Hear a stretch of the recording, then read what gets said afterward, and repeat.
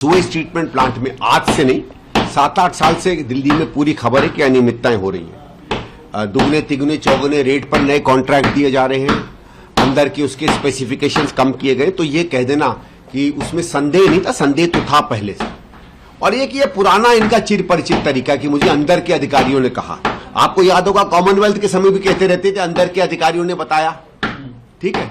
खोदा पहाड़ चुईया भी नहीं निकली। 2G में कहते थे अंदर के अधिकारियों ने मुझे बताया, जैसे सारे अधिकारियों को और कोई काम नहीं है। उस समय तो कुछ निकला नहीं।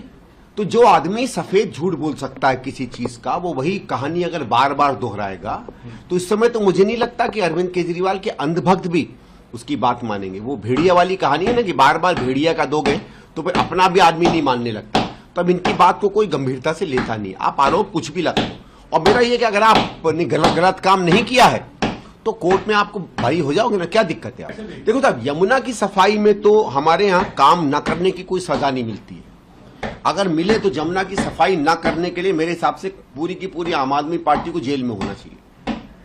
ये काम अगर 2012-13 में जो कार्यक्रम बनाए गए थे कांग्रेस सरकार द्वारा इंटरसेप्टर्स लगाने के, बड़ी बड़ी जो हमारी कनाल जो नाले हमारे जा रहे थे जमुना जी में, हाँ बड़े बड़े नाले जिसमें करीबन 80% प्रदूषण जो है उनसे होता था। इंटरसेप्टर का मतलब यह था कि गंदे पानी को वहां रोकना, अलग अलग जगहों पे उनको साफ करना, उनसे जितना गंद है वो निकालना और स्वच्छ पानी को वापस जमुना जी में बहा देना। तो जो पानी जाता इसी में कम से कम आप मान लीजिए 50-60% मेरे हिसाब से तो ज्यादा प्रदूषण कम हो जाता। वो योजनाएं क्यों नहीं चलने दी भाई? दोबारा से आपने रीटेंडर क्यों किया? उसको कैंसिल क्यों कर दिया?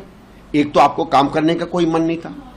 दूसरा, ज्यादातर मैंने ये देखा है कि अगर नई विकल्प लाने के अलावा कोई पुराने टेंडर कैंसिल होते हैं जो अति आवश्यक है तो उसके पीछे केवल धांधली होती है।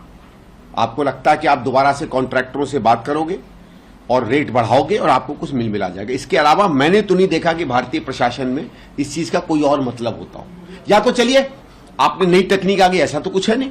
तो एक तो इनकी मंशा ही अपने में है जो संदेह करती है। दूसरा, ये डिले जो हुआ है इसका भी तो एक खामियाजा दिल्ली भुगत रही है।